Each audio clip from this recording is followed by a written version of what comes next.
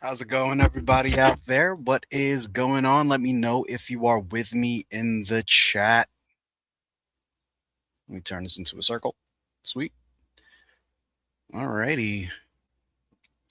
Light crowd out there. Once again, let me know if you're in the chat. Go ahead and use that check in button. The link that I sent here, I will send it again if y'all are missing it.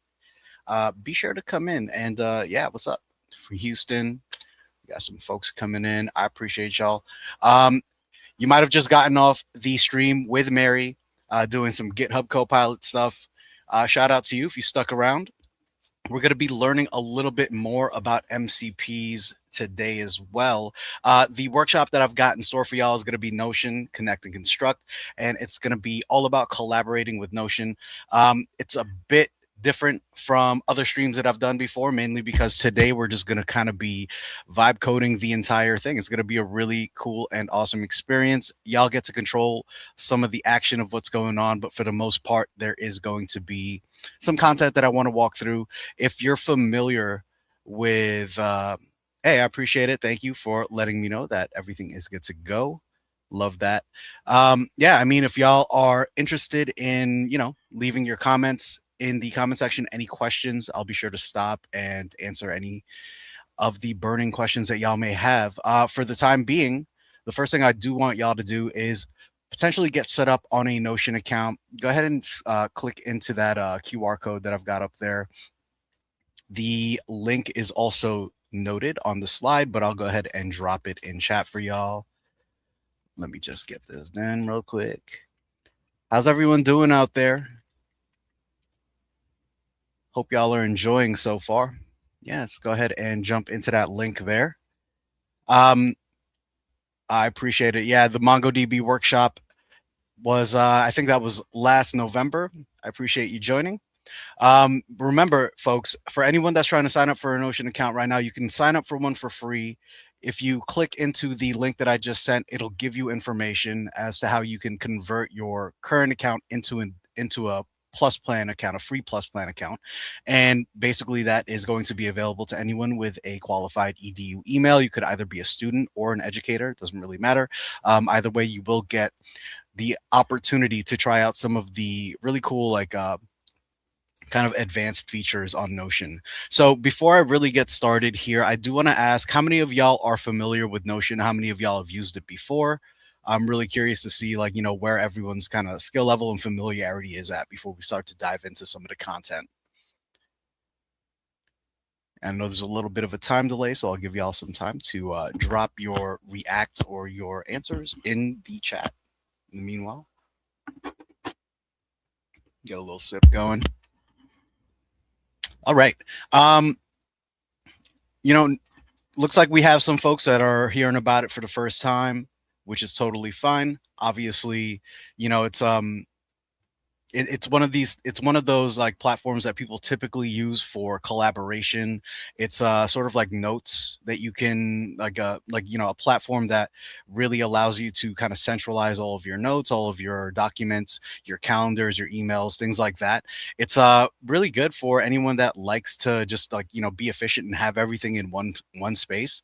um, for those of you who aren't familiar with it, I will be kind of taking us through some of the basic things that you can do with Notion. It's going to be, I think, for folks that have used it in the past, I think it'll be a little bit of a pleasant surprise to see how in depth you can actually dig into some of the data that you have there and leverage it programmatically using Notion MCP.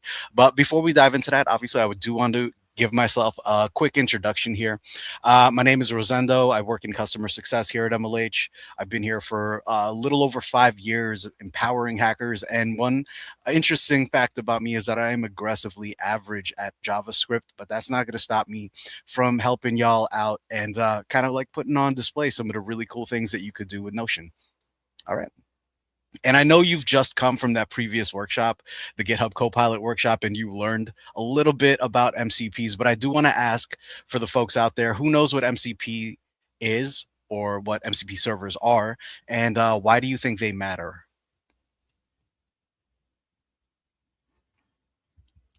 And I'll give folks some time to answer that question for me in chat. Just drop your reacts in the chat if you have any. But right now, let me go ahead and answer this question. So, weird old stranger, love that handle. What do you do when you are a learner but not officially part of any school? Don't have a valid EDU email anymore? Um, you know what? Honestly, it's something that I will probably have to dig into as far as like the answer to that question is concerned. There are paid options. If you're not willing to go that route, you could just set up a free account for the time being, take a look at what's available, and potentially we can look at other options for you to get free access to the Plus plan. Currently, I don't have the answer to this question, unfortunately. So for anyone wondering what MCP is, it's the Model Context Protocol. And at its core, really, it's just something that enables developers to provide more context to AI models. So the problem with with LLMs is that they have a cutoff point in terms of how much information they currently know. Current information, it gets cut off at a certain point. So LLMs can be trapped in a box. And really, the thing with MCP servers is you can give LLMs access to new data. And what's even cooler is you can give it new data that's relevant to your existing goals as a developer. So if you want to build like a certain type of application, using an LLM or a chatbot or an AI assistant, MCP servers are a really great way to do that. Specifically, if the data that you have or that you want to use is not currently available within the LLM, you just basically the MCP server is an intermediary that allows that data to be accessed by your AI assistant or your AI powered tool. Yeah, so here, uh, Dominosaurs, MCP gives the agent the tools to use. Yes, for sure. And yeah, they're great for giving agents tools to work with, like GitHub MCP server, which you just learned about in the previous session. So with that being said, who knows what Notion MCP is and how do you use it? And I don't expect everyone on the call or on in the workshop to know the answer to this. I'm just wondering if anyone does have any familiarity with it. I think based off of context clues, you could probably figure out how a Notion MCP server is going to work. But I'm just curious to see if anyone has any ideas or thoughts here. And like I said, not expecting anyone to rightfully know the answer off the top of their head, but just so you know, the Notion MCP, it enables AI agents to basically perform a lot of different tasks that make it aware of the context of the data that you have within Notion. So you can then use your Notion environment or the workspace that you have in Notion directly with whatever LLM you're using, directly with whatever chat agent you have.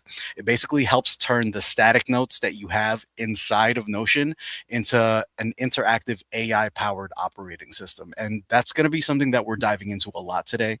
So it looks like, some folks have like gone in and answered the question.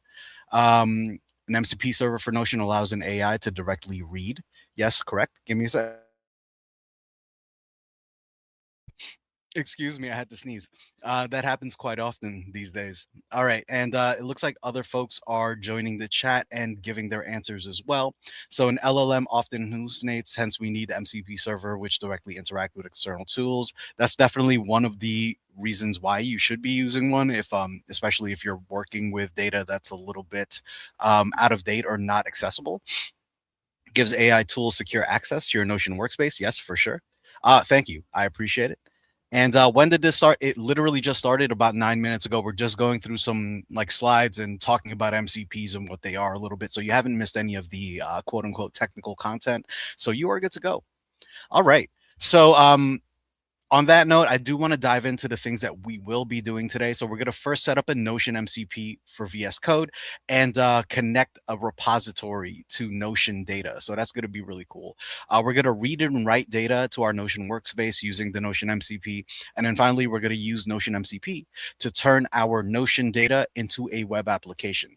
So yeah, it's going to be a lot of cool stuff. The first thing that I do want to do is I want to share with y'all a repository. If you want to follow along at home, go ahead and clone this repository into a folder on your end, and I'll go ahead and drop the link in chat here. Go ahead and clone that down if you want to follow along at home. And it's not necessary to follow along at home, especially if you don't have that pro plan. Like I mentioned before, I will be able to kind of just walk through everything and demo a lot of the really cool things that we're able to do with Notion MCP.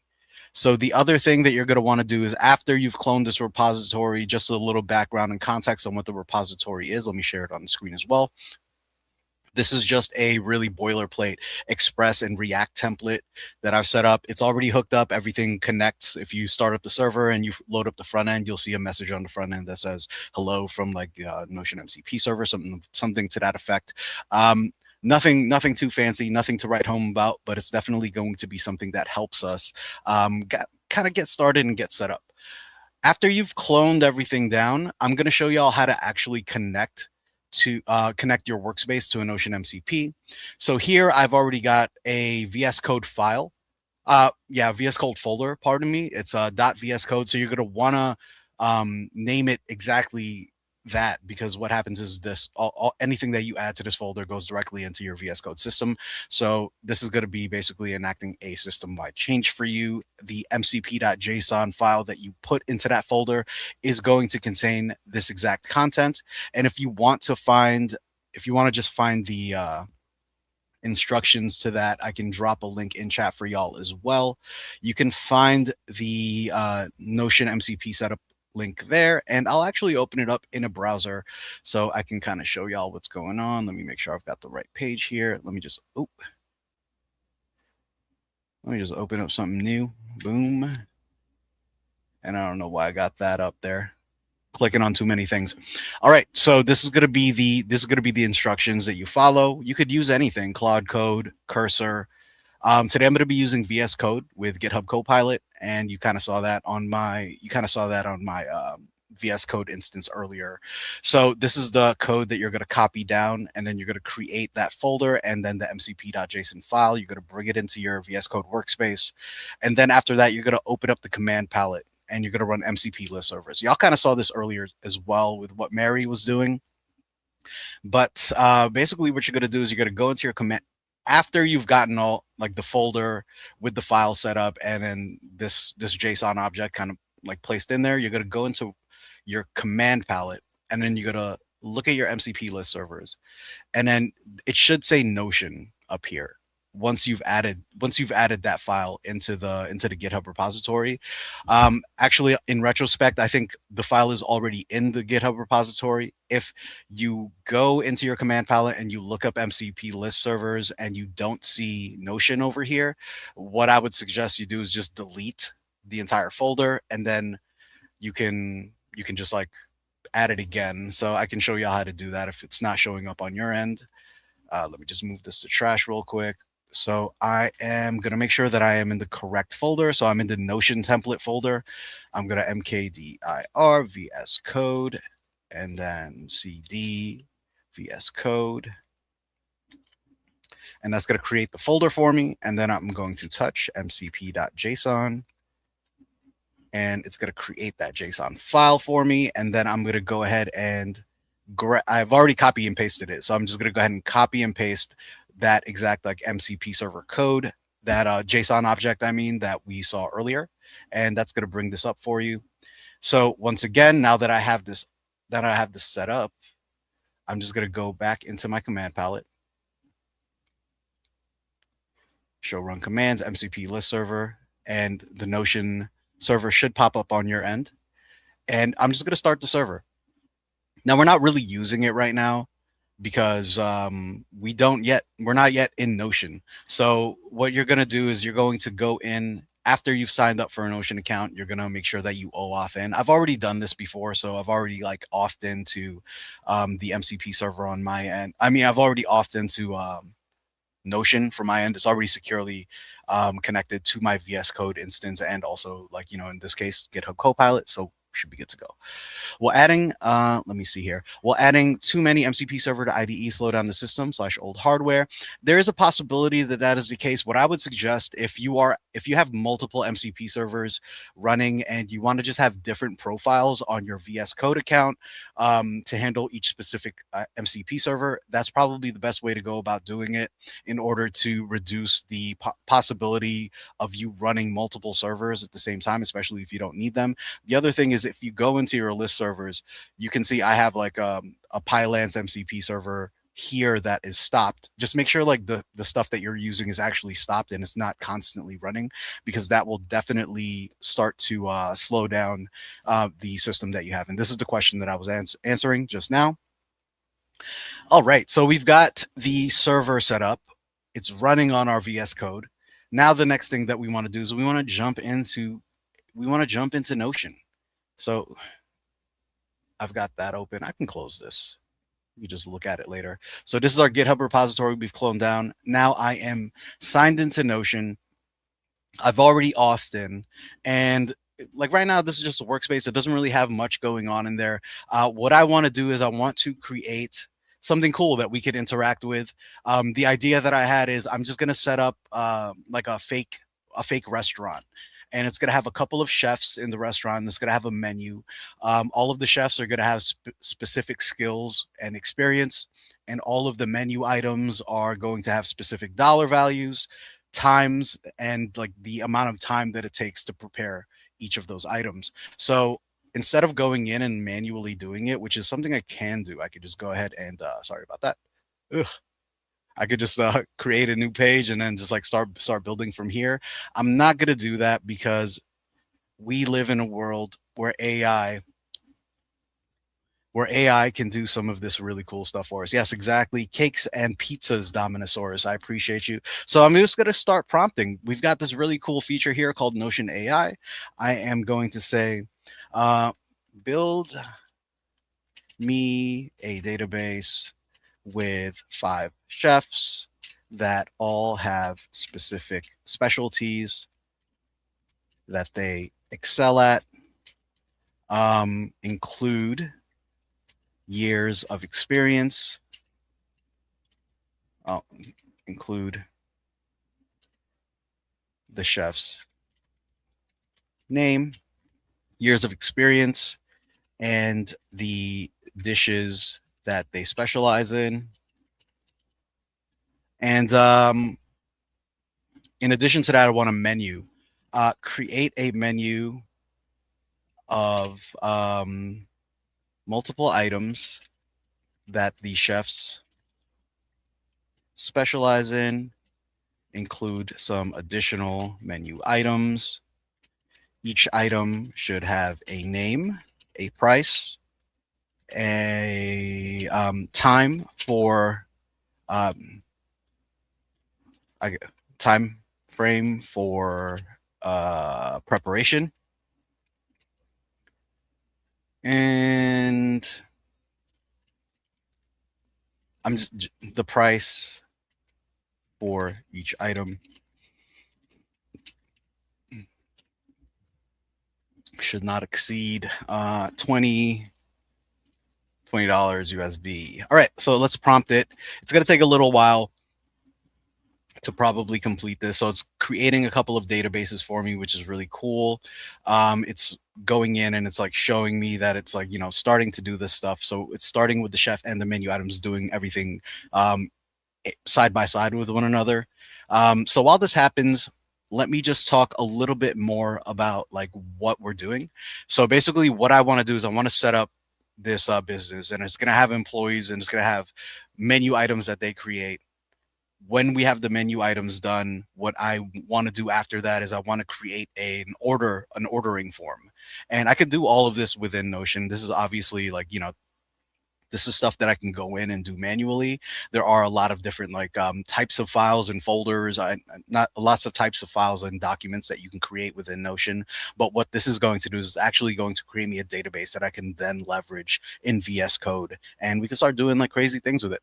So once this is done, I'm going to show y'all how we can start doing that. But first, obviously, we need to seed our Notion workspace with a little bit of content, a little bit of data that we can then go in and like kind of mess with.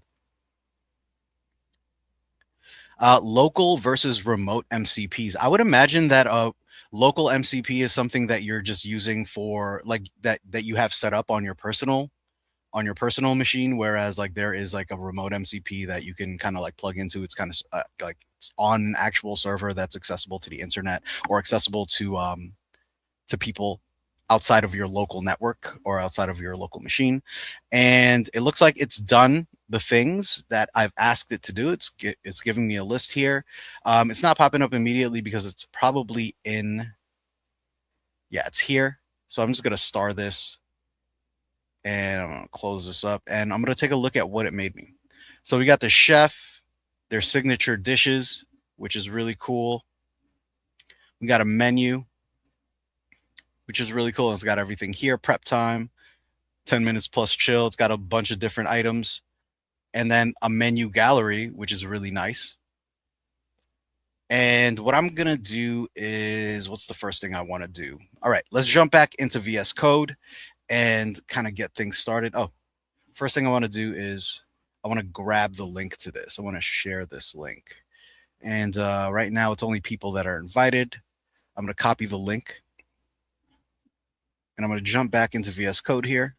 And I'm going to say, grab me the 5 most expensive menu items from this menu database. And then I'm going to give the link here. And that should basically do a sanity check for us. I know, no pizza. This is going to do a sanity check for us. It's just going to confirm that we're actually connected to our Notion workspace via VS Code. So here it's thinking, it's using the MCP server to go in and actually grab some of that stuff from Notion, which is really cool. All righty. So this is us reading from our Notion workspace. So previously we just created a little bit of content inside of Notion using the Notion AI, but now we're in VS Code and we're going to read some of that content into our VS Code instance. And like, you know, obviously the GitHub Copilot is going to have access to that information. So now it's read through everything and it's running a fetch. And now it's going to give us the 5 most expensive menu items. So it looks like it's working and it looks like, yeah, so it's giving us, it's reading all of like the most expensive stuff. So it's given us more than, oh, it has given us the exact top 5. So we've got smoked brisket, chicken parmesan, tonkatsu ramen, chicken mole, and cacio e pepe. So these are all things that range between $16 and $20. So these are the most expensive items. And let's just double check that that's actually correct here. Let's go into the menu. And the cool thing about this is you can actually go in here and you can sort this by USD. And let's do it in descending. So smoked brisket, chicken parmesan, tonkatsu ramen, chicken mole, and cacio e pepe. So it is correct. So everything that was shown to us inside of VS Code is the correct information. So that's good. We can be confident that the things that we do moving forward are probably going to be accurate as well. So now that I've read from the Notion workspace, I want to write something to the Notion workspace using GitHub Copilot and the MCP server and the Notion MCP server that we have set up. So what should I set up? I'm going to ask it, build a form that features all of the existing menu items, their prices, and their prices. This form will be used as an ordering platform and should include fields for customer name. And I don't know what else do it. Customer name. This is just going to be like in person. So we don't need anything else.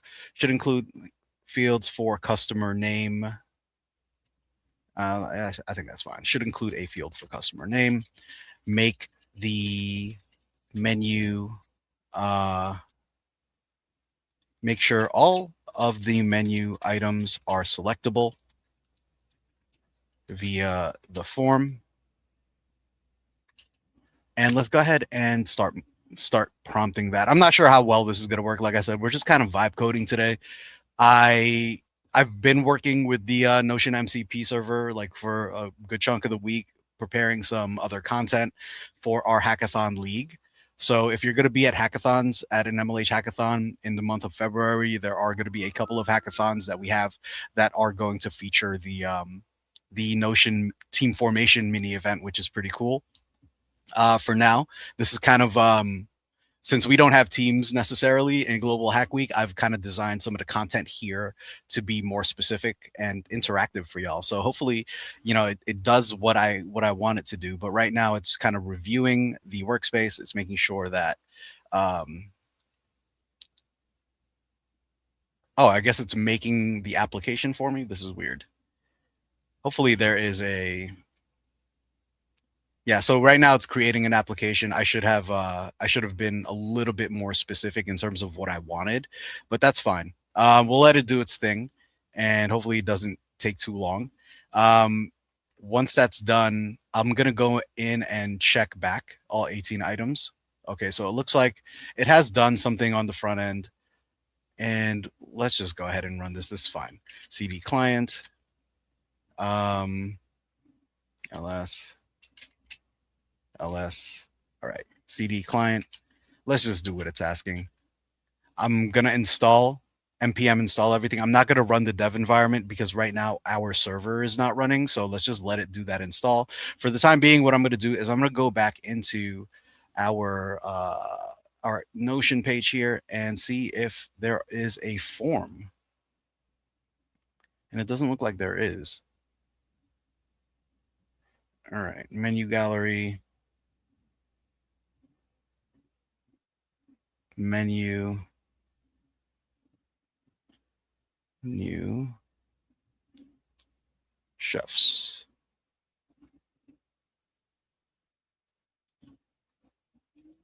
Okay.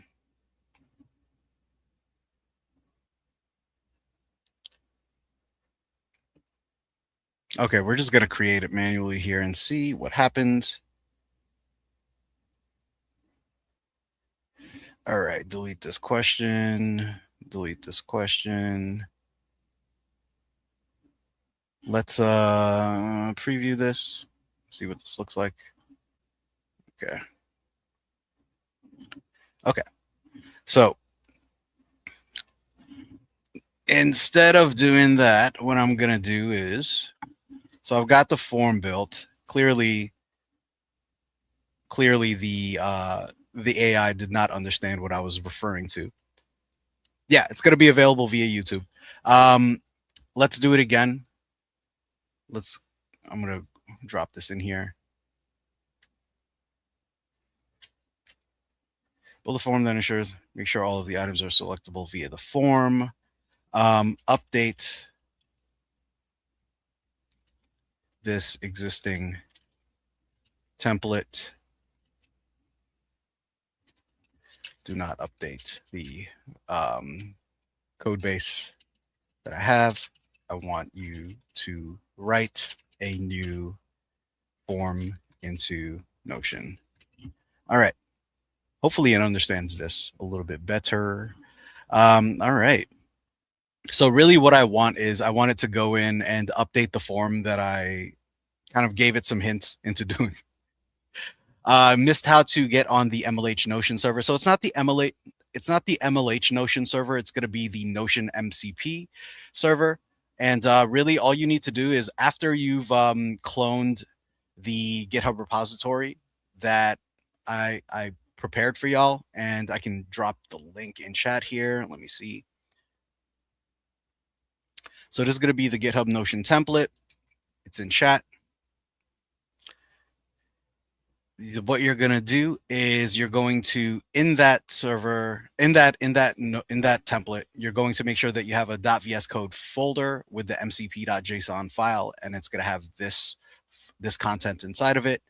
Once you've confirmed that, you're going to go into your command palette. You're going to go into MCP list servers, and you're going to make sure that the Notion server is running. If it's stopped, you're going to click into it, start the server. and then yeah, basically make sure you get connected. It's going to auth you into your Notion account, so make sure you're also signed in or have at least a Notion account. All right, so it looks like this is cool. So it is writing now to the Notion page. Form has been created. That's awesome. Allow it to now create an ordering form in Notion with all the cool stuff that we asked for. Sweet. It's got all 18 items, and we can see the form here, but I'm just going to jump back into my Notion workspace to make sure that it is there. Alrighty. Well, it's going to be in the same spot as before. So what I'm going to do here is I'm just going to go ahead and refresh this bad boy and make sure everything is good to go.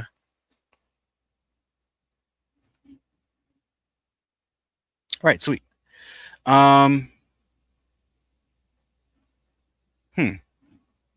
Doesn't look like it's actually only members can fill out this form. Change this to access mission. Anyone, no, who can fill it out?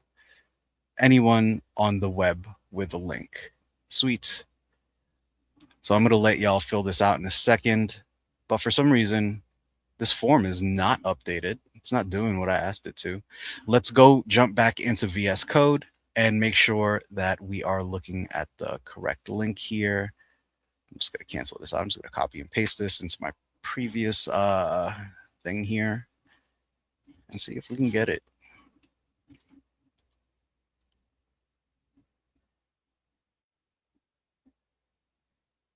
So it's not really giving me the thing that I asked for. So, all right, here's what we're going to do. We're going to close out of this.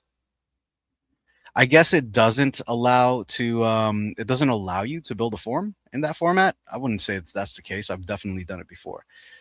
Yeah, it says here customers can check boxes for the items they want, fill in quantities, and complete their order. All right. Oh, so here's what happens. I think the issue is sometimes you can create something inside of Notion, and then what happens is it doesn't, it does like it'll update the database, but then it won't actually go in and update any existing pages that you have. So I'm just gonna go ahead and see what I can do here. No, let's see. Let's create 4 questions. Prep time USD. It does the same thing. All right, so we're just gonna do it again, and we're gonna ask it to do this again. We're gonna give it this. Share this. We're gonna copy this link, and we're gonna try one more time because we have time today. By the way, this workshop is gonna be going to be as long as y'all want it to be. I'm just going to be here, like I said, vibing with y'all. It looks like I deleted the previous form. Go ahead and build me another form to the same specs that I requested earlier. Draw from this template, draw from this menu database. Make sure that you create the form on Notion. I don't need you to make any code updates at the moment. Okay. All right. So we've got a couple of questions in here. Let me jump right in. All right. So Quackers and Cheese. Thank you. I did that part. How do I access the menu? So the menu you were talking about inside of the command palette. So it's going to be, it's going to be this bar here. And you should have something that says show and run commands. If not, you could use what's pictured here. So it's going to be Shift Command P to run command palette. You're going to go into your command palette. You're going to, if you don't have MCP list servers listed there, because I do, because I've been using it quite some time, you're going to type it in. You're going to jump in there, and you should see Notion running, or you should see Notion stopped, and it's going to have like a reference to the actual file. You're just going to click into that and then select Start Server. And what that's going to do, it's going to go in and It's going to go in and start the server for you. You're going to have to authorize Notion inside of VS Code so that you can make sure like everything actually is started. So it looks like it built a new form for us. Let's go ahead and copy and paste this and jump into a browser.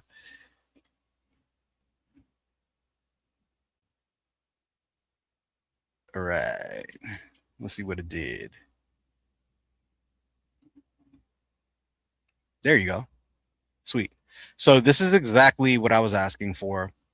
The only thing that, okay, so we have customer name, date, contact. Cool. Menu order form.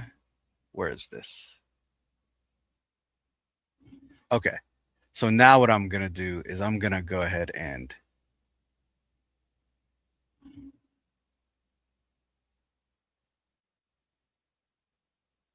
I'm going to go ahead and this is fine. Should be able to select this. General access, anyone on the web with a link. Well, this isn't right. So, okay, so it's done this for us, which is pretty cool. Now, what I want to do is I'm going to go ahead and copy this link. Really, what I want to do is form builder. So this is cool and all, but I think I want it to build an actual form.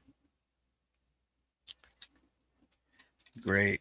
Turn this page into a form builder page that I can share with others to complete. The form should populate a database gallery with all orders. And I'm just going to give it the link. If it helps, the YouTube live stream allows you to rewind during the live stream. Yeah, sorry if I'm going a little bit too fast. It's not my intention. I actually have plenty of time, so there's no need for me to be rushing here. So if if you do want me to slow down at any point, just feel free to jump in. Just right now, what I want y'all to know is I'm actually troubleshooting this exact form, because what I want to do is I want to create a form on Notion that is going to give me the opportunity to send you a link so you could actually put your own orders in. That's really what I want to do. So thus far, obviously, anything that you do with an AI assistant or using LLMs, it's going to be non-deterministic. It's going to give you a very different output not very different output, but it's going to give you a different output every time. So that's something to bear in mind when you're just going in kind of like vibe coding something. You do need to be able to go in and interact with the chat or the AI assistant that you have, and be prepared to kind of like pivot and make changes as you need. So it looks like it made some cool changes for me. Let's jump back into Notion. And once again, what we're doing is we're actually writing we're writing to the actual to the actual to the actual Notion page. So this is the stuff that it made for me in VS Code. This is the order form. Fill out the form below. Awesome. And let's see if this works. So I'm gonna go ahead and give internet access to this one in particular. I'm gonna open this up in an incognito window and see what happens. All right, so here we are in incognito. Nice white screen, sorry. So how to submit your order. Fill out the form below with your information. Check the boxes for your items you want to order. And I guess I got to sign in or log in. So it is a good time to make sure that you do have a Notion page set up. And I'm just going to go ahead and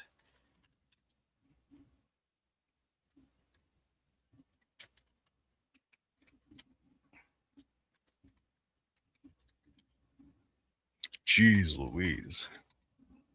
So I forgot my I don't think I ever signed in with the password. I'll just get a verification some other way. Awesome. All right. I'm gonna stop sharing my screen for the time being while I put this code in.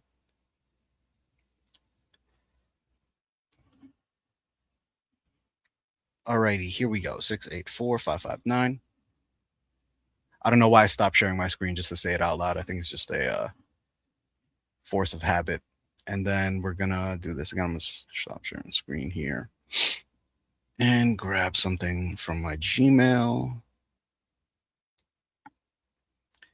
Anyone else following along at home?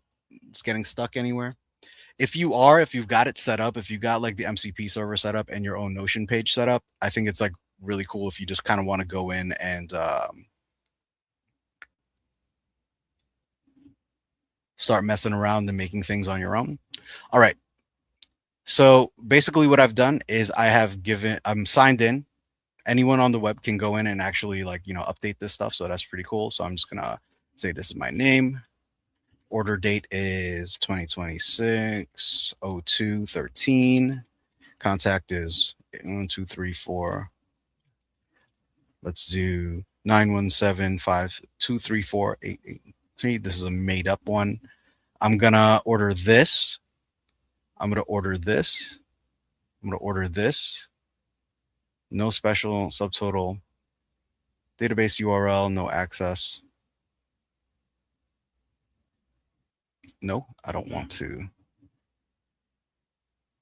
How do I exit out of this? Oh, whatever.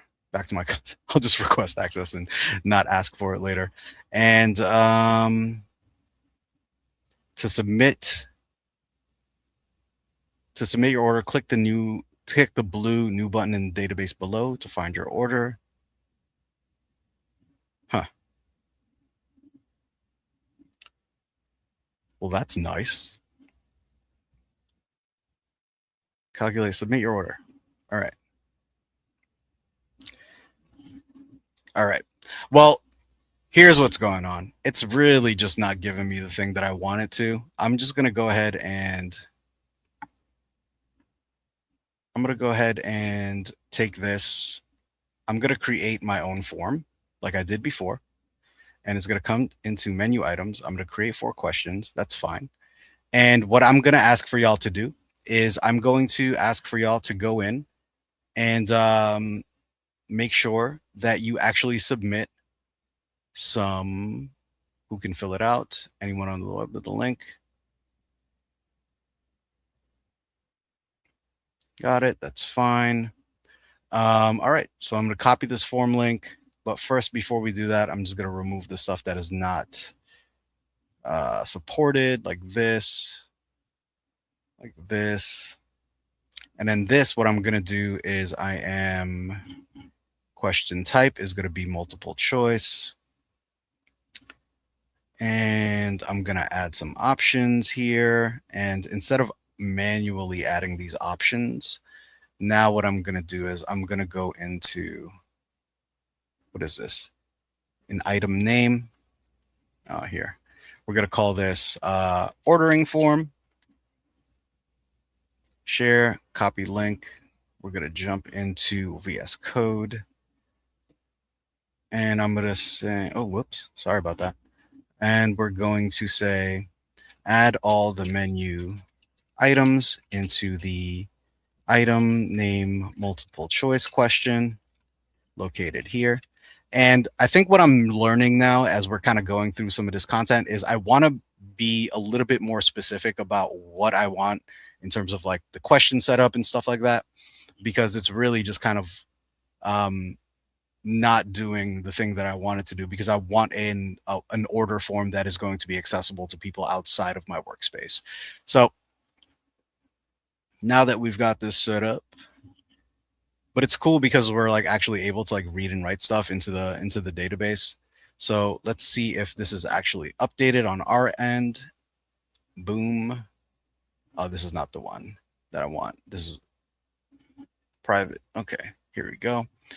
And let's see if this would have updated after I refresh.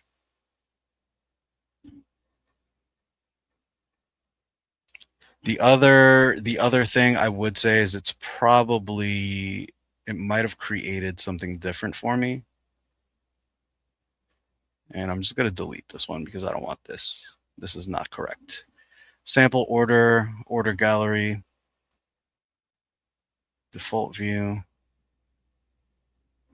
form builder. It hasn't done it. It's just not doing it. And this is, I'm going to deny my friend. So here's what I'll do instead. I'm just going to ask it here. Sure, this form, copy form, Notion AI. Add all of the menu items into this form. And let's see what that does. Anyone out there building anything cool with MCP recently?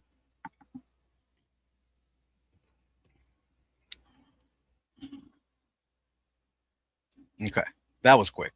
Let's see if it's actually done the thing that I've asked it to. It hasn't. Change. That's fine. It's very finicky. Okay. So show options, list view, drop down menu. No, that's not what I want. Let's go back in.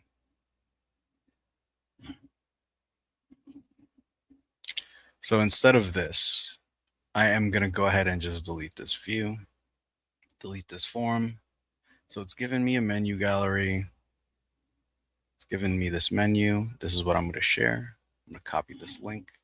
I'm going to go into Notion AI, create a form that has all of the menu items from this menu.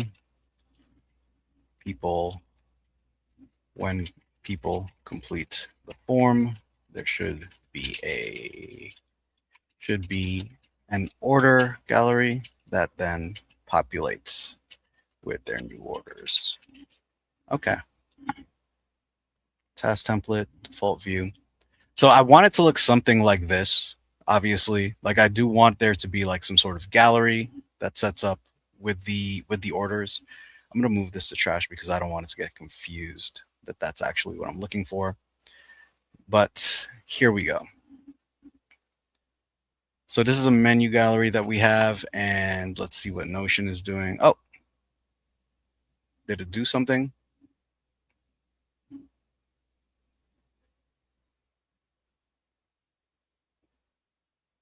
It's so weird.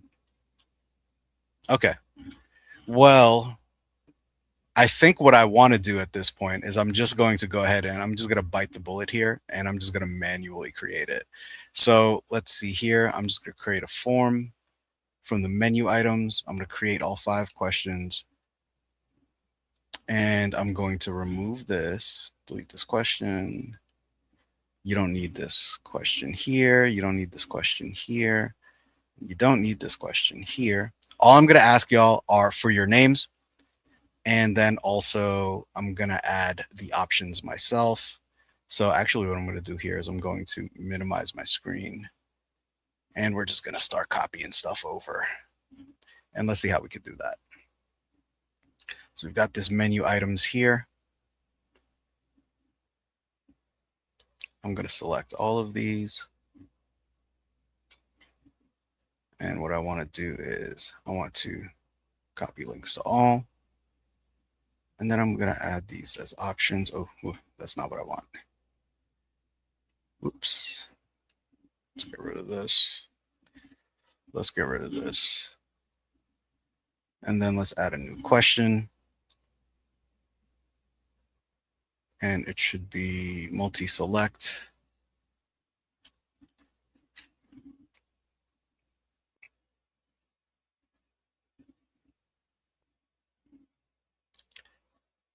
How do I do this? Okay, here's what we'll do. Menu gallery, fast form builder, order form.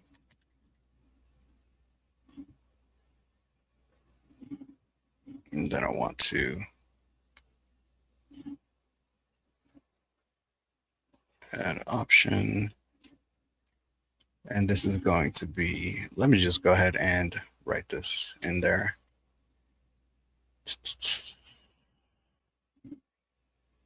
Chicken Parmesan. So for now, just to get this proof of concept up and running, I do want to just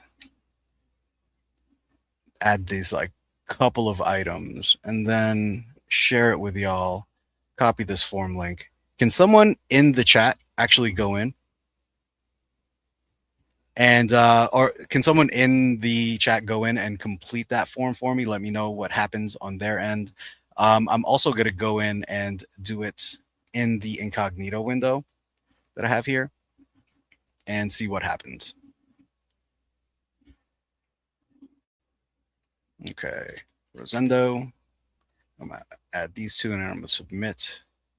I'm not gonna send the copy to myself, but what I do want to do is I want to see where that stuff actually populates.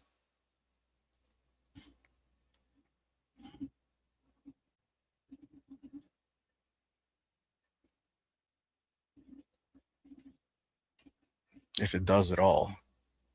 Okay.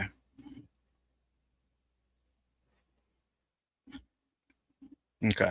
I think what I need to do is I need to create a new item called the menu. And let's see here. Okay. So we're going to start over. Da, da, da. We're going to remove from favorites. And we're also going to remove this thing. We're going to move this to trash. Delete.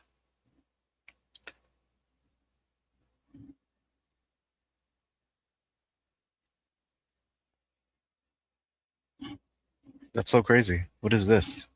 Just came out of nowhere. All right, move this to trash. Oh, maybe there were more items that were like actually here that I wasn't looking at previously. All right, so let's go back in. I'm going to say create me a database of menu items priced a maximum of 20 USD. Include type, price, 3. Yes, correct. Include price, type, and time to prepare. And let's just do that.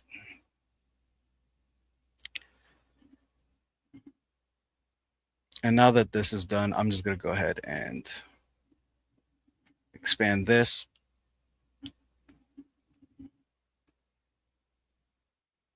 All right. So here we go. So we've got the menu items hopefully populating. So it just created the menu items. What I'm going to do is copy this link, add actual menu items into the database. Could be anything that people would typically eat for dinner.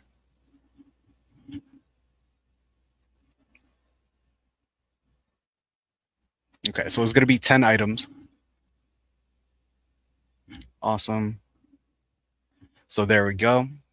So now what I want to do is, okay, so I have the same link, create a form that has those same menu items in it.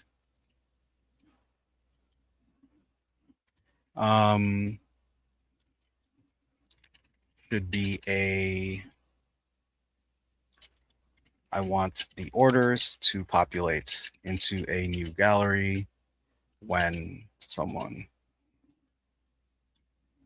completes the form builder.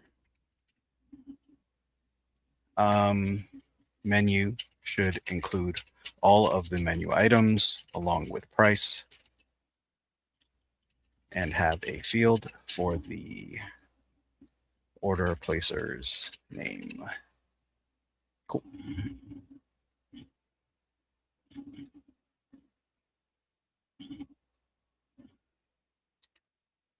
Added order chicken on, got an email about it, viewable in Notion.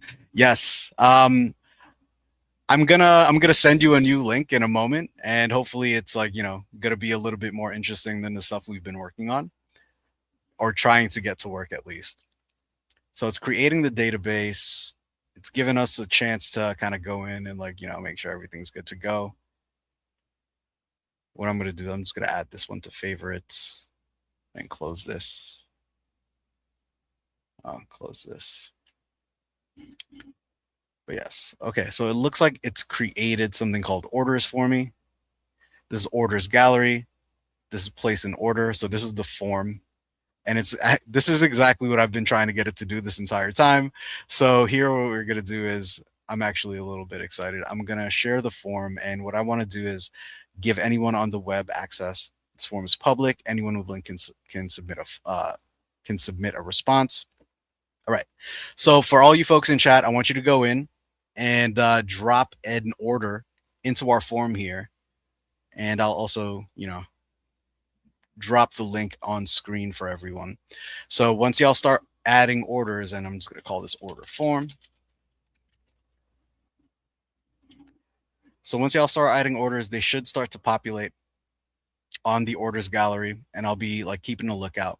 So while y'all are completing your orders and dropping something in there on my behalf, which I appreciate, and I'm also going to do the same thing here on my end, just so you can see that this actually does populate with orders once someone fills it out. There you go. We've got quackers. I'm going to put Rosendo. I want some mozzarella sticks, some garlic. I'm going to submit that. Awesome. We've got a rule. We've got a couple of folks coming in there and giving us some orders, which is pretty cool. Now, the next thing I want to do is I want to recreate that chef's database. So create a database with 5 chefs that all have different specialties and levels of experience. Make their specialties part of the menu. Make sure their specialties are items already listed on the menu we created. Database should include name, experience, and type of specialty. Okay, cool. So we're going to have this create a new database. So it's going to be a separate database, which I think is what the hangup was previously. While it does that, I see we have 6 orders here. So the restaurant is starting to get pretty busy at this point. While the AI creates that new database. Nice. I can't wait for it to get yes, definitely. So while like that's working on creating us that database of chefs, I'm gonna add this to favorites.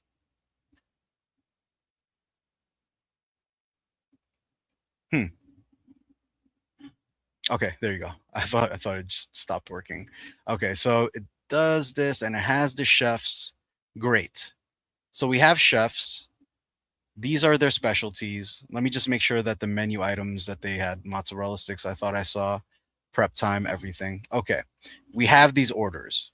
So what I want to do is I actually want to create I want to create like some sort of front end web page that visualizes these orders for everyone. So the first thing I'm going to do is I'm actually going to create a connection. So this connection is so creating a connection with Notion is basically giving something like GitHub the opportunity to go in and like actually connect to your Notion account via API. This is not like we've already installed MCP server, so this is fine. I'm just gonna X out of here, and I am going to go into connections here, integrations, and I think I have a link for it handy somewhere as well. So it's like notion.so/profile integrations. Yeah, there you go. I'm just gonna jump in here and it should bring me directly into the Notion's integration page. And this is like, for access with the Notion API. So what I'm going to call this is I'm going to call this GHW integration, and it's going to be an internal type. I don't need an icon here. It's very much optional. I'm just going to go ahead and create this and configure integration settings. It's going to give you a ton of stuff. It's going to give you like the ability to actually read and write content, update or assert content. It's also going to give you an internal integration secret, which is pretty cool. So I'm just going to move that over to my side screen here. And now that I have the actual connection, I'm going to look for it here. It should pop up. It should say like Global Hack Week connection. If not, I probably do need to go in and refresh a little bit. All right. Looks like we got another new submission. Thank you. Thank you for your order. The restaurant is dealing with some logistical issues here, but yeah, so it's going to have my GHW integration. We're going to create the connection here. We're going to confirm it. So now what this means is that my VS Code instance has API access to this particular page. And what I'm going to do is I'm going to go in here and I'm going to do some prompts. I'm going to ask it to grab all the information from that page. And then I'm going to ask it to create a front-end web application that kind of visualizes everything for you. So while it does that, I'm gonna leave y'all here on this screen. You can keep looking at your orders while it's doing that. I'm just gonna go. Actually, let me just grab this really quickly and stop sharing screen for a moment while I create my my prompt that will include my API key in it. Okay. Cancel. Copy. I'm not going to read it out loud this time because that's just silly. Okay. To create a API connection with my Notion account, create a landing page that displays all of the orders from. Looks like someone joined late. Give me a second here while I go ahead and get this thing set up really quickly. And I will get right to you. So right now what I'm doing is I'm creating a prompt that has my API key in it. This is why I'm not sharing my screen. So right now I'm asking the GitHub Copilot to create a landing page that displays all of the orders that y'all are placing from the order form that I sent over. And if you want web-based landing page, okay. And if you want, what you can do is, and I'm going to go ahead and start sharing my screen. If you want, what you could do is I have the link here. If you just joined, you can go ahead and jump into that link that's on the screen, and you can start to create your own order. And what that's going to do is going to, like, jump up on our ordering platform that we have listed on another page. So here, as you can see, what it's doing is it's going to create some changes to our actual code base. It is now connecting to the Notion HQ client package, and it's editing some files in order to do so. So already I know off the bat, since it's creating these changes to my code base, I'm definitely going to have to go in and do some sort of like npm install to install the new packages. As you can see here, it's creating some changes to my package.json, my server.js, and my app.jsx. I'm going to allow this. It's set up a .m for me, or at least it's brought in the dependency to do so. It's updating the CSS. So it's editing app.jsx and making sure that the CSS is all good to go, which is pretty cool. It's replacing hundreds of lines of code. And that's going to be working for a little bit. But for the folks that just joined, I do want to show y'all. So when you go in and complete this link, your orders should be populating on this page here. I'm just going to drop the link in chat again for Ash, who just joined. And essentially what we've done is, to summarize, is we have some menu items. We created a menu inside of Notion using Notion AI. So it has these items, it has the prices, it has the time to prepare. We have a couple of chefs inside of a database as well. And, you know, these people all have different types of experience and specialties of things that they make. And now we have a bunch of orders for folks that are like coming in. And it looks like someone to the orders. I'm not gonna allow access currently, but unless you want to go in and like edit your order, but it shouldn't be needed for like, you know, like the duration of the thing. This is mostly like to demo and show. So I'm just gonna go back in here and I want to make sure that all of the files that I'm updating are good to go. And it looks like it didn't really do anything other than update those lines of code that it was doing previously. Now it's just evaluating the app.css, and it's making sure that the uh, the key is good to go, and it showed it a little bit of it is fine. I'm gonna delete it after this anyway. This is mostly for demo. So now it's asking me to run the bash. And so now I'm gonna start installing all of the dependencies into the actual code base, which is pretty cool. And let's see here. So it's installed, it's created the .env. The install is there. Packages are installed. I don't know if I want to run npm start. I should have pressed skip, but I pressed start anyway. So it's starting the server. And then I'm going to have to cd into the client somehow. ls, where am I at? Okay.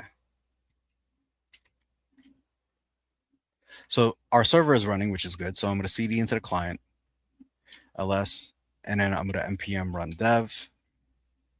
I'm just going to skip this one because I'm doing it here. And so basically what it's done is it should have created all of this stuff for me. Basically, I told it, show me all of those orders and create a landing page. And it's telling me how to run it, which is pretty cool. And it's got live data on it. So let's go ahead and open this up. I'm just going to copy and paste this into another browser.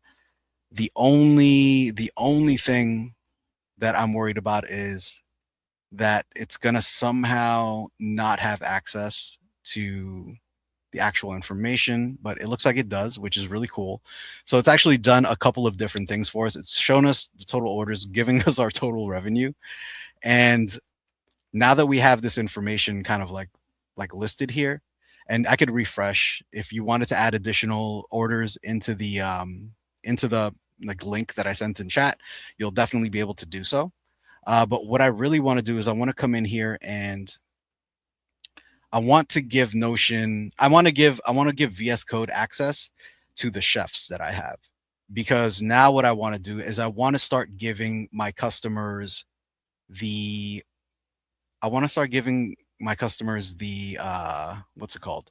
The opportunity to see how quickly their orders are going to be completed. So I'm copying the link that I have to this database. I'm jumping back into VS Code. And I'm going to say, now that we have all the orders and we have chefs that have specific skills located here, please start assigning orders to specific chefs based on their skills and experience. Create a new database that contains the orders and chef. You know what? Yeah, that's fine. Chef assignments. In Notion, make sure that after you've assigned each order to a chef, that you update that specific order with a new estimated time of completion.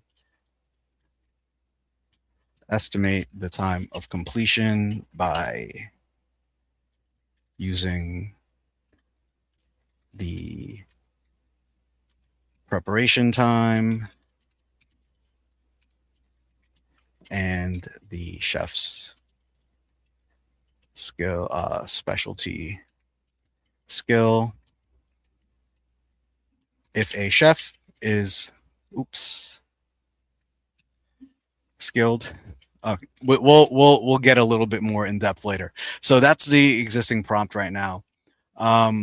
We're gonna basically what I'm expecting is it's going to create a new database inside of Notion, and it's going to assign those orders dynamically to those chefs that we have like inside of a different database, and it's going to do so in a way that's logical based on like their skill set and also the specialties that they have and also the preparation time for each of the orders.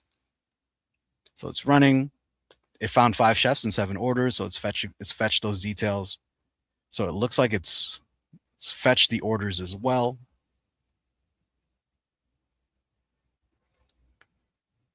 And while that, yeah, and looks like that's cool. And what I want to do is I actually want to put VS Code side by side now with the actual Notion stuff so we could see how everything kind of works. Or I can just close this. I could just, there you go. And then open this up a little bit more. And I want to put like our Notion stuff in here as well. So I'm just gonna kind of do this here so we can see this here, and then we have the orders here. So I want to show y'all how like the information that we're putting in to Notion and changing the actual like order gallery with is going to change dynamically, because essentially what I'd like to do now that we have everything assigned is I want to update everyone's individual order with, oh, this person went ham. I want to update everyone's individual order with an estimated time of completion. And it looks like it's doing this now. So it looks like it created this list for us called chef assignments. And remember, we did this from VS Code, and now it's like inside of Notion, which is pretty cool. Let me just close this up a little bit more. All right, allow this. I just want to be able to kind of show you all this stuff as well. Chef assignments, close this up. So it looks like our different orders have been assigned. It's giving us preparation duration. All right, assign chef. And it's allow because it's still doing some stuff.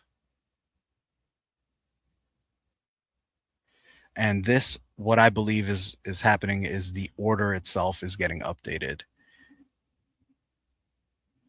And if we go into the order gallery, it looks like it's still the same. And this is what's being made right now. So you know exactly who's actually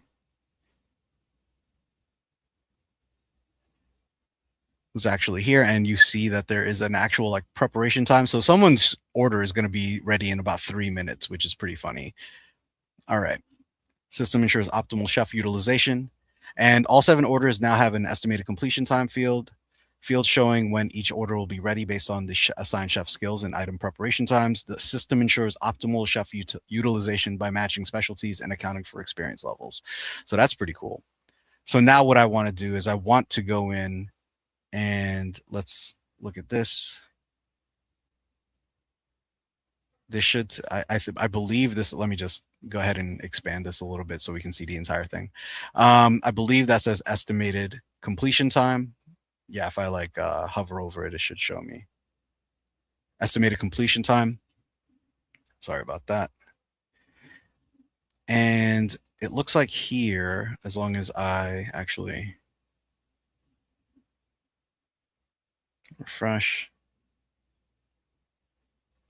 doesn't look like it shows the estimated completion time dynamically. But what I would need to do is I would need to update the landing page that I have to also include estimated completion time for each order. So it's pulling a static amount of data directly from Notion. So I guess we do have to go in there and sort of update like what it's pulling, update what it's pulling so that like the CSS actually reflects the new time. But this is funny because receipt, the receipt is here. What this would do dynamically is if I wanted to go in and place a new order. So if I wanted to go in here, and place a new order, share this form, copy the form, and then open this up in a new incognito link.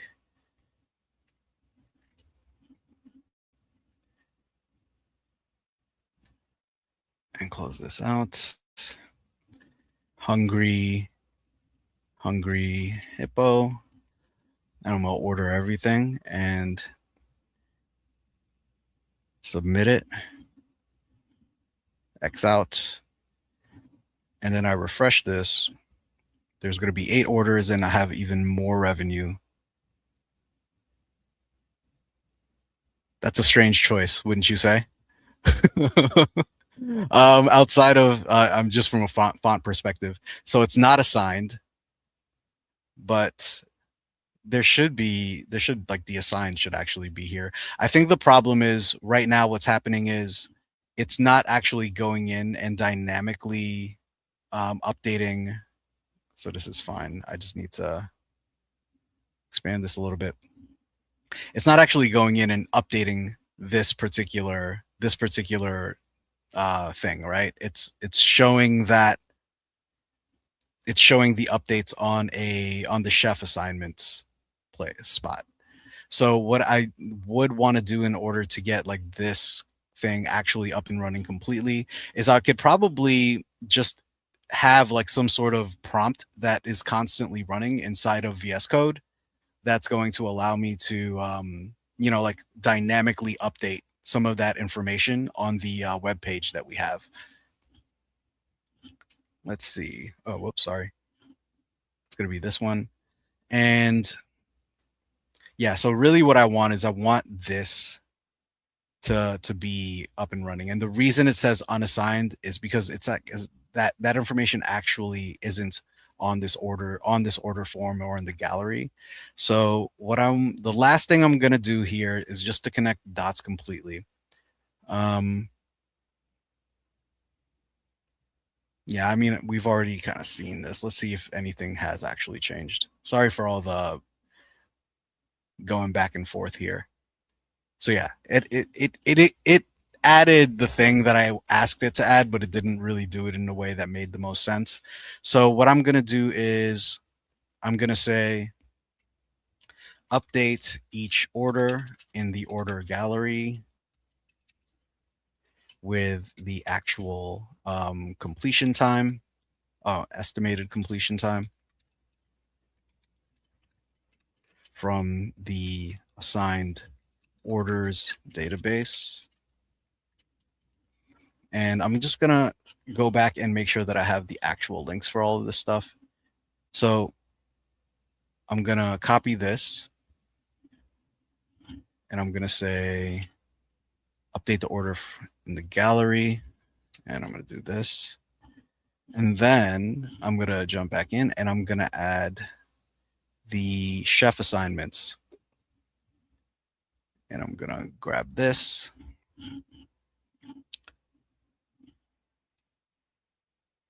And I'm going to rename this chef assignments interface.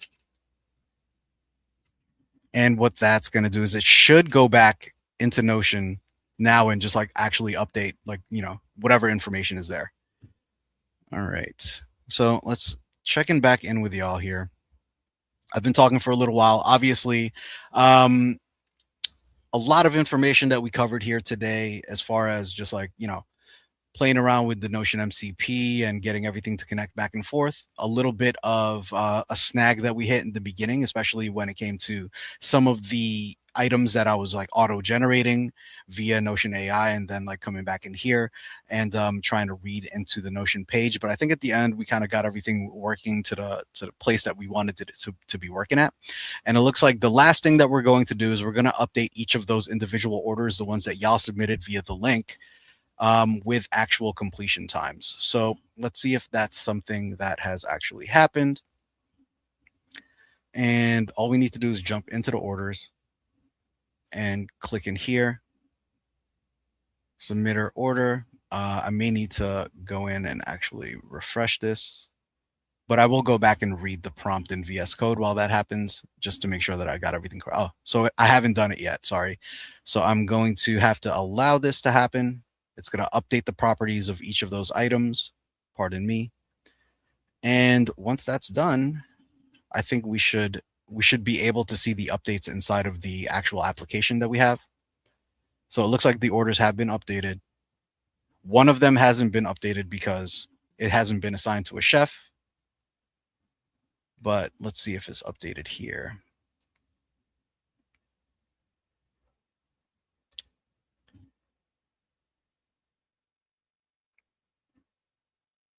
So the estimate, so it has been updated, just it has an empty time of completion. And let's see if this is something. So it still says not assigned.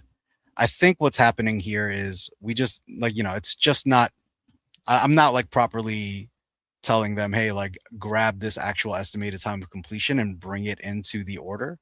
But it has opened up an actual time of completion. And I could probably add something here manually if I wanted. And this is what? Hungry, Hungry Hippo. If I go back into, sorry, if I go back into our running assignment,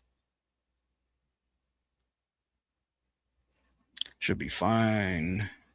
So this is the one. Yeah, so it's not gonna read that because it's not actually, I haven't told it to update any of that stuff on the front end, but it is updated here in the back end. So once again, an interesting kind of like an interesting what's it called, wrinkle that I ran into with the Notion stuff. I think what we need to, well, here it has the estimated time of completion. I think what I need to actually do is I need to update the front end. So this stuff does have an estimated time of completion, now that I think about it. Awesome. So that did work. Now what we need to do is make sure that the landing page also has the estimated time of completion field that we just added to the order gallery.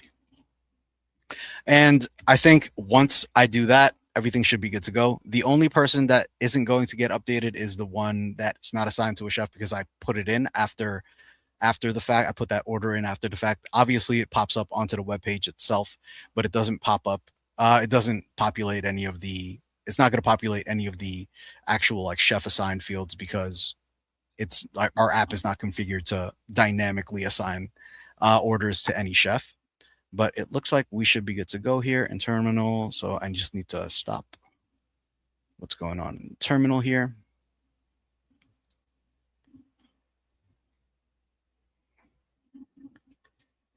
Okay, where am I at? Okay, let's just copy this whole thing. Paste. Okay, and then npm start. Oops. npm start. All right, so we've got that. And now I'm going to cd back, ls, cd notion template, ls, cd client, and then npm run dev. So let's go back into our front end and refresh.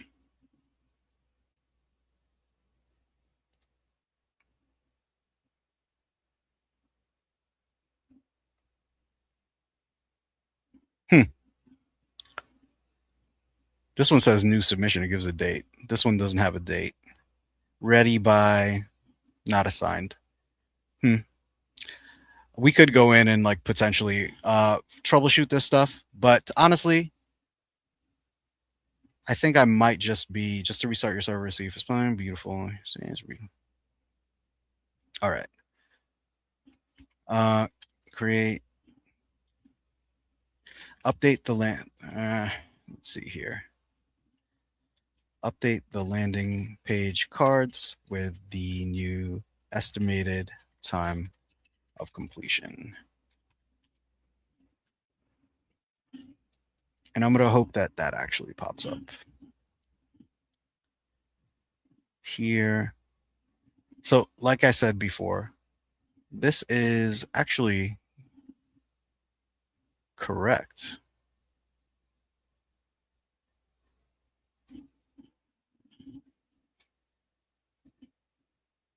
Just got to allow this.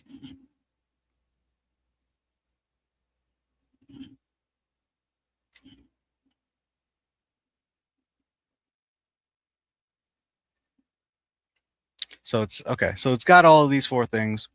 It's updated some of this stuff. Let's see if it actually is showing up on the web page itself. Boom, boom, boom. Oops. Refresh. Interesting stuff.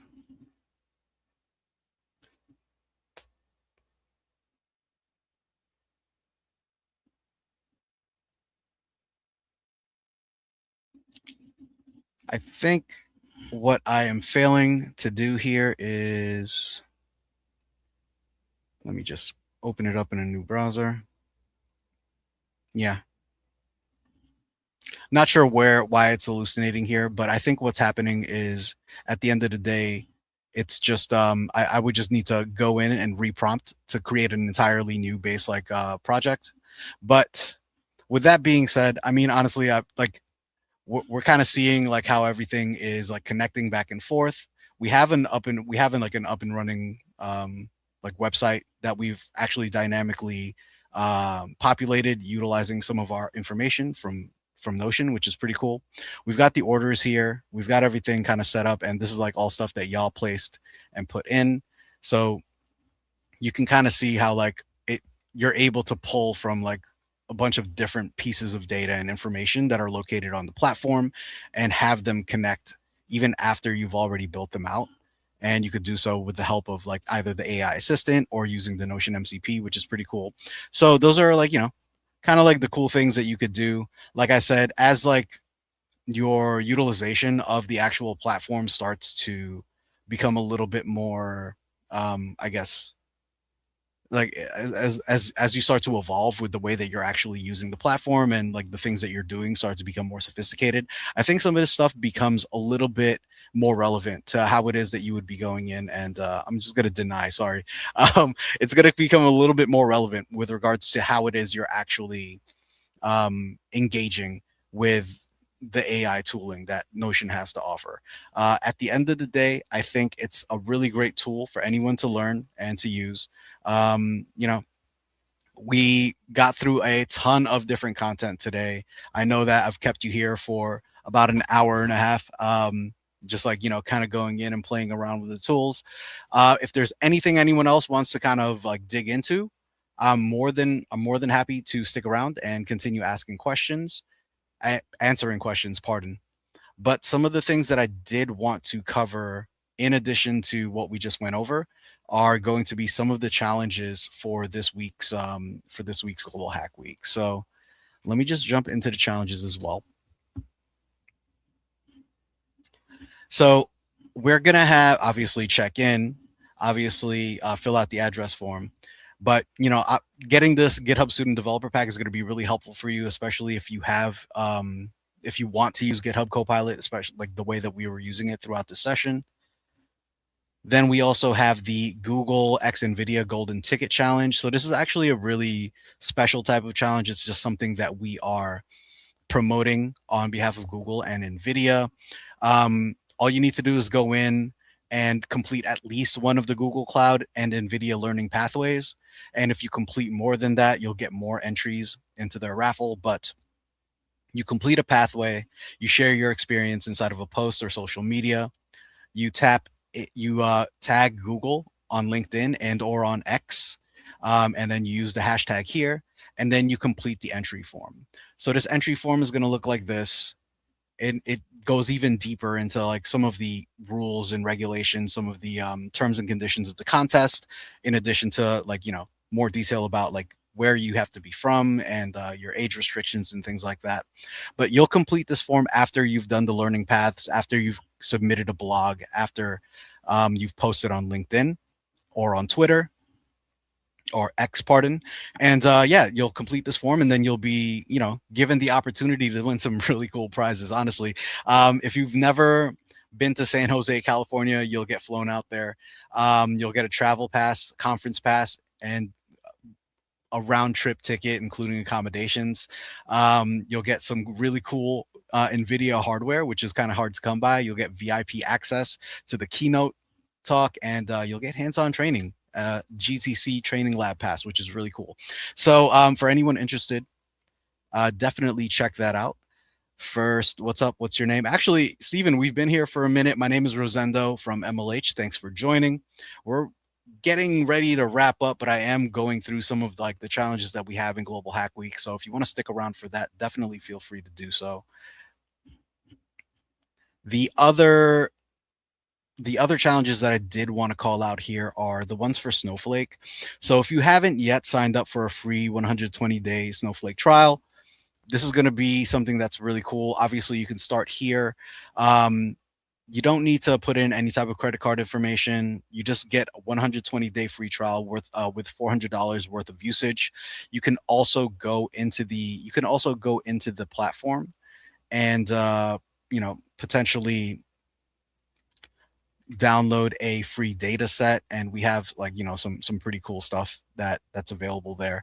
As far as the data sets are concerned, they are also free at the marketplace. um, you'll be able to go in and grab any of those data sets, and we could just kind of like give you an idea of what this looks like.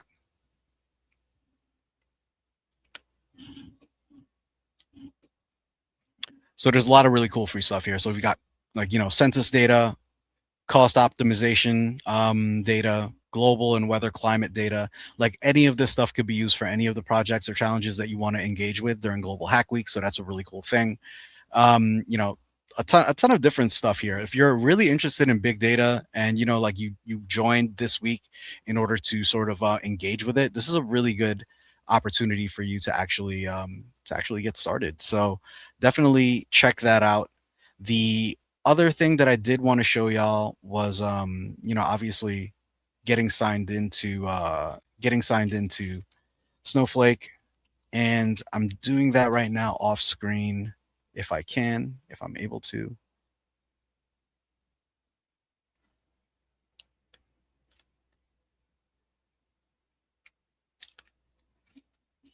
Because I do want to show y'all how to kind of go in and use Cortex as well. So basically the thing with Cortex is you know, it's a really cool data platform, like not platform, but it's a data AI assistant that you could utilize to go in and analyze any data set that you have uploaded into Snowflake. All right. And yeah, I mean, here we go, Cortex code. So just going to show you sort of the rundown of it. If anyone is engaging in any of the Snowflake